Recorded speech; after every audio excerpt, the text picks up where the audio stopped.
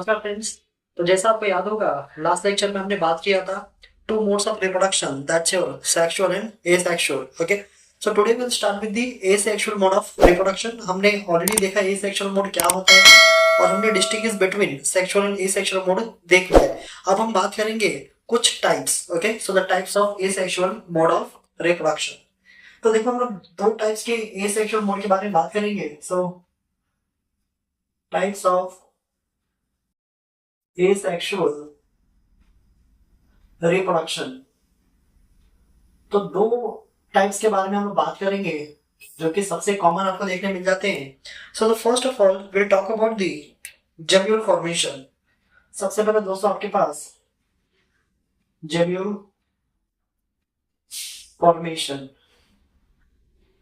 देखो ये क्या होता है जेम्यूल और ये किस तरह से बनता है। Okay, so gemmule is nothing but the it's a internal bud. ध्यान देना दोस्तों, ये आपका एक तरह का इंटरनल बड है। जैसा कि आप जानते हो ना, बडिंग बडिंग आपने सुना होगा हाइड्रा के केस में there is a formation of exogenous bud, यानी कि सरफेस पे बड बनता है। ये जो बड है ना बॉडी के अंदर बनता है जेम्यूल को, तो इसके लिए इसको हम कहते हैं इंटरनल बड।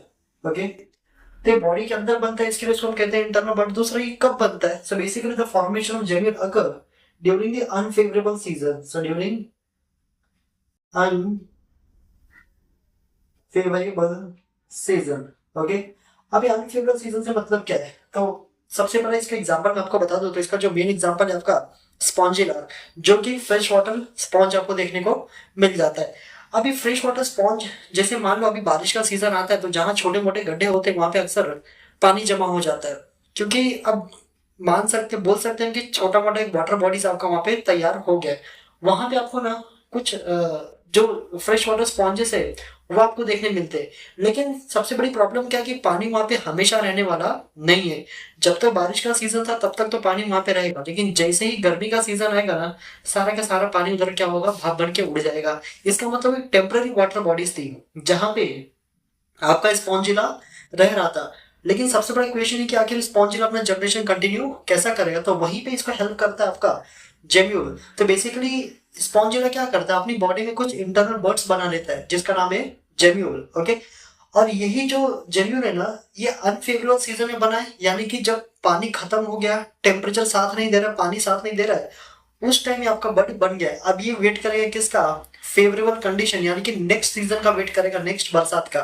तो जब बारिश आएगी ना, तो जाके जेम्यूल आपका हैच होता है। ओके, और उसमें से हैच होने के बाद जो नए ऑर्गेनिज्म या फिर जो नए इंडिविजुअल्स है वो आपको बनते हुए नजर आते हैं। So first of all it's a internal bird forms during the unfavourable season.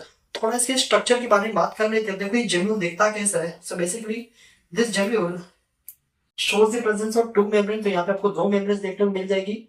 So we have inner membrane and the outer membrane. तो ये जो मैं अभी ड्रॉ कर रहा हूँ this is the inner membrane, और इसके ऊपर आपको एक और कवरिंग देखने मिल जाएगी, this is your outer membrane.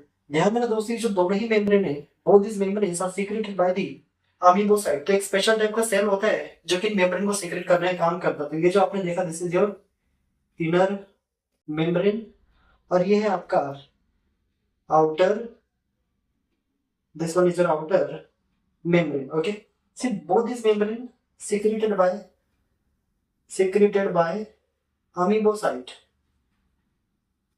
तो अमीबोसाइट करके सेल्स होते हैं, तो सेल का पूरा लेयर होता है जो कि मेम्ब्रेन को सीक्रेट करने का काम करता है। Okay, and one more thing student, this whole structure यानी कि जो पूरा पूरा जेम्यूल होता है it is supported by a मोनोएक्सॉन spicules. तो ये पूरा यहाँ पे आपको स्पीकियोस देखने मिलते हैं जिससे कि इसको सपोर्ट मिलता है।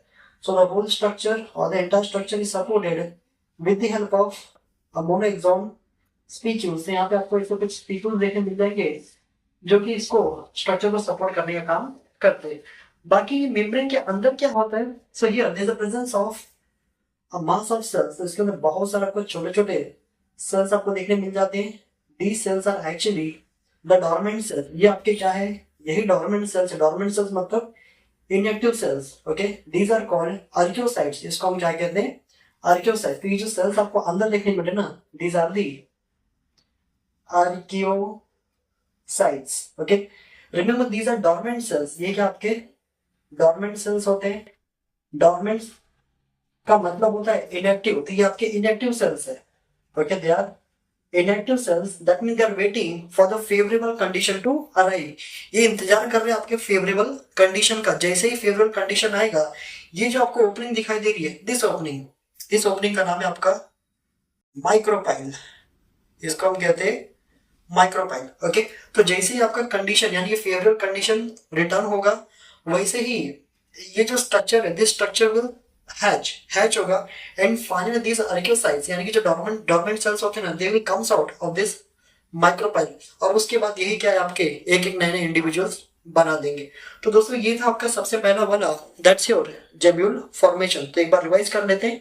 सो basically it's a kind of internal bud and form during the unfavourable season. बात करें स्ट्रक्चर की तो आपको दो मेम्ब्रेन्स मिल जाएंगे, inner membrane and the outer membrane। both the membranes are secreted by this special type of cells called amoebocyte, and these two membranes, or you can say the whole structure is supported with the help of, देखो यहाँ पे नाम नहीं लिखा मैंने, इसका नाम है स्पिक्यूल्स।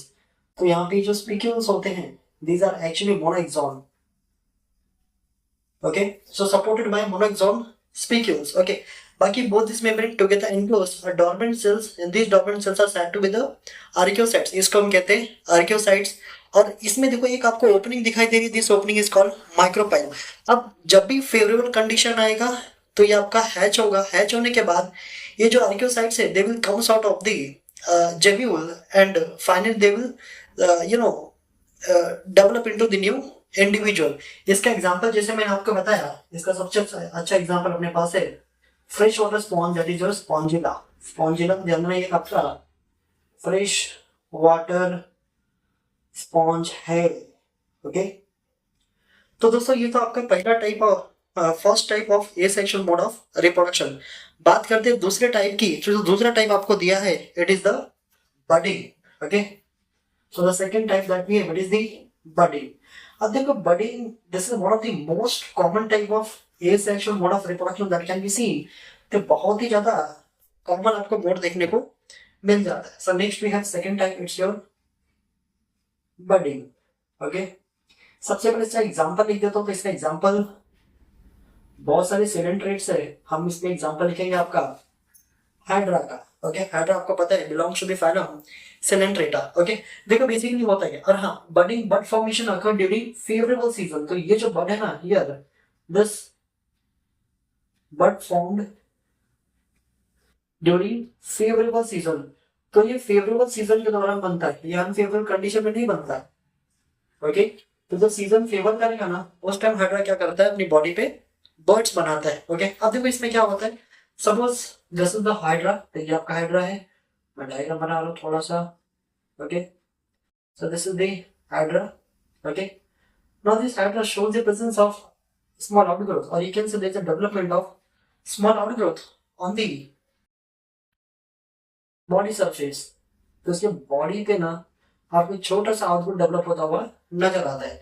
तो ये जो आउटग्रोथ है ना, this outgrowth is actually called bud. इसी को हम क्या कहते हैं, बड। ओके, अब क्योंकि ये बॉडी के बाहर बना है, that is the reason why it is called exogenous bud. तो ध्यान रखिए, जो बडी है this actually exogenous bud, exogenous bud. Okay, अब देखो क्या होगा, तो ये जो बड है, since this bud attach to the body of the parent, अपने पेरेंट की बॉडी से अटैच है, that means this bud will absorb nutrients. मतलब जो भी रिक्वायरमेंट होगा इसको ग्रोथ के लिए ना, वो सारी चीजों को ये पेरेंट्स की बॉडी से अब्सॉर्ब करेगा, और धीरे धीरे इसका साइज क्या होगा, बड़ा हो जाएगा। ओके, और एक बार जब ये बड़ा हो गया ना, एंड इट बिकम्स हैवी, थोड़ा भारी हो जाएगा, and finally what happen, this bud will detach. ये क्या हो जाएगा, आपका डिटैच हो जाएगा। ओके, डिटैच होने के बाद जहां पे भी गिरेगा ना, and it develops into the new individual, नया इंडिविजुअल बना देगा। समझ में आया?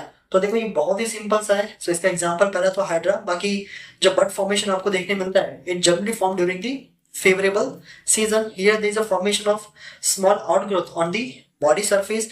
अब वही जो आउटग्रोथ है, that's called bud. This bud will absorb the nutrition from the parent's body, okay, and slowly the size of the body will increase। जैसे जैसे इसका साइज बढ़ता जाएगा, it becomes heavy, और जब ये काफी भारी हो जाएगा तो फाइनली क्या हो जाएगा, it will get detached from its parent body, अपनी पेरेंट की बॉडी से अलग हो जाएगा, और जहां पे भी ये गिरेगा वहीं पे एक नया इंडिविजुअल बन जाएगा। ओके, तो स्टूडेंट हमको यही दो टाइप देखने थे एसेक्सुअल मोड में। तो आज के इस लेक्चर में बस इतना ही, मिलते हैं अगले लेक्चर में, तब तक के लिए जय।